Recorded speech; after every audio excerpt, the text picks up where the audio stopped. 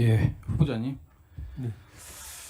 그 국정기획위원회 구성돼서 출범된 거 아시죠? 네, 알고 있습니다. 그러면 국정원에서는 파견돼 있습니까?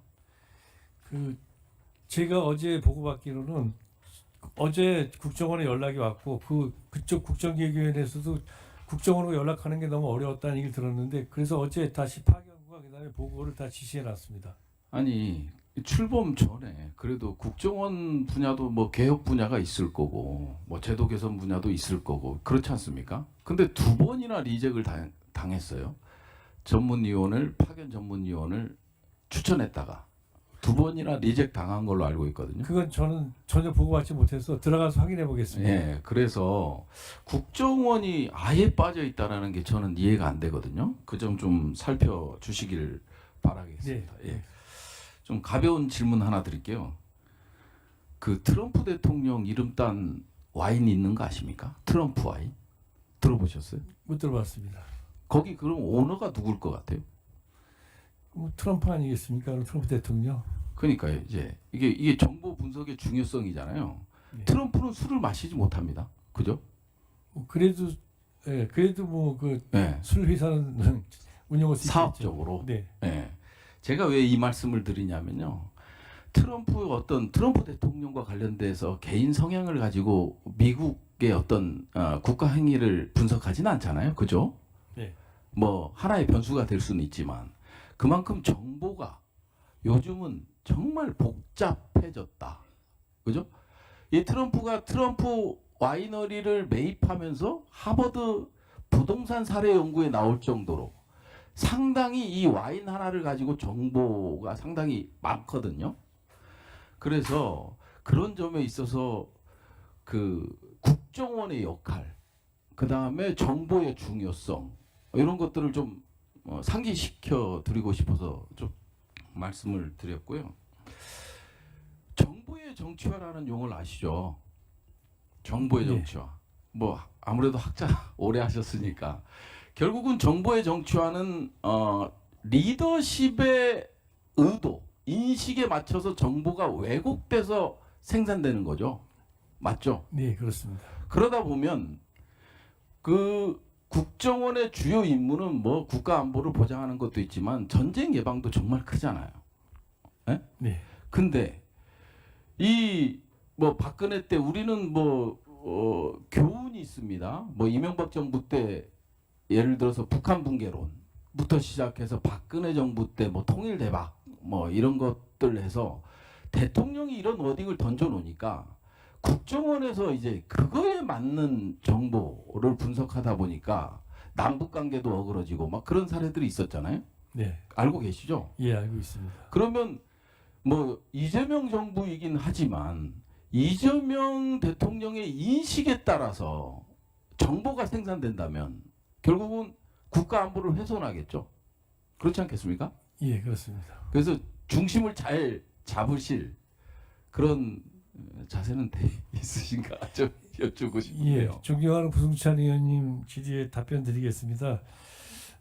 제가 평생 살면서 연구하면서 또 현업에 있으면서 가졌던 모토가 하나 있다면 이제 실사구시고 부위원님도 아시겠습니다만 제가 실사구시를 모토라고 주장을 많이 했는데 제가 이재명 대통령님을 지금도 모시고 있고 또 후보 시절 전부터 알면서 가장 그 제가 마음에 했던 것 중에 하나가 대통령께서는 실사구시적인 정신, 실용 이런 걸 갖다 삶의 기초로 해서 지금 특히 이 정치에도 나름대로 적용하고 계시다는 거였습니다. 예. 예, 그 지금 역대 정부를 보면 대부분이 뭐 박근혜 탄핵 때도 그렇고 그 다음에 이번 윤석열 정부 탄핵 때도 그렇고 이 국정원이 받쳐주지 못했기 때문이라고 보여지거든요.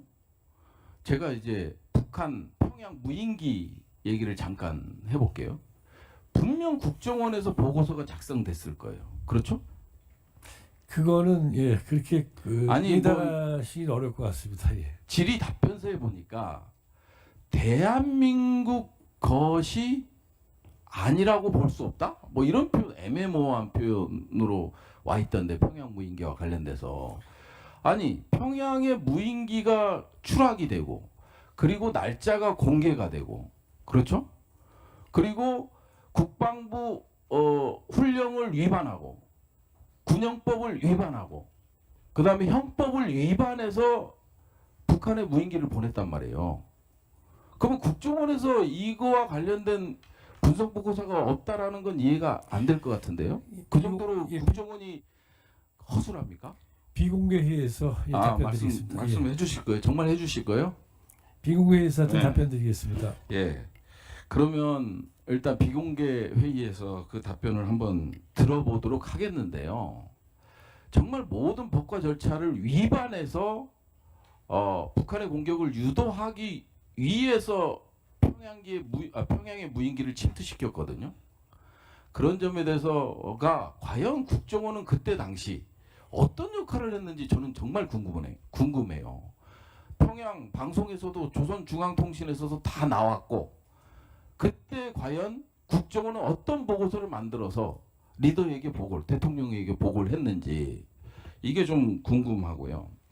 지금 국정원의 아까 대공수사권 얘기도 했습니다마는 국내 정치 문제의 개입과 관련된 우려가 있습니다. 그죠? 국정원의 국익정보국이 있죠. 네, 국은 아니고 단 수준에서 있습니다. 단 수준에서요. 네. 예. 그게 이제 불만들이 좀 많아요. 그리고 신원조사센터 있죠. 원래 신원조사센터가 문재인 정부에도 있었어요.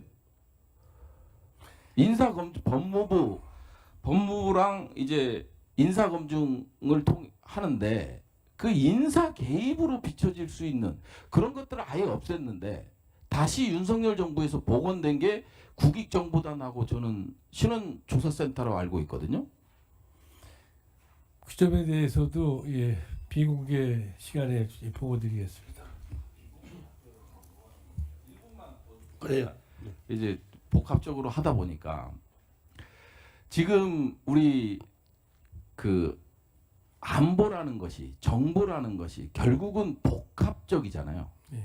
과거에는 뭐 이제 국가 안보가 군사 정보 뭐 이 정도로 해서 등치되곤 하긴 했지만 지금은 경제를 빼놓고는 생각할 수 없잖아요. 그렇죠? 그렇습니다. 예.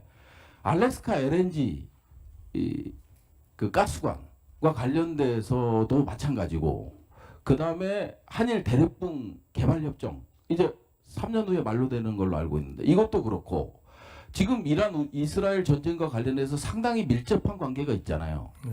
근데 혹시 마지막으로 경제 안보와 관련돼서 국정원의 역할을 강화시킬 보관을 갖고 있는지 이 질문에 대해서는 답변이 가능하시겠죠? 네. 예. 지금 공급망법에 의해서 국정원이 경제안보에 관여하게 돼 있습니다. 그래서 경제안보국이 단위 있는데 경제안보를 중심으로 해서 한국의 국가 미래 전략의 어떤 전략을 수립하는데 국정원이 하여튼 적극적으로 지원을 하기 위해서 필요한 그런 나름대로의 그 조직을 강화하는 게 필요하다.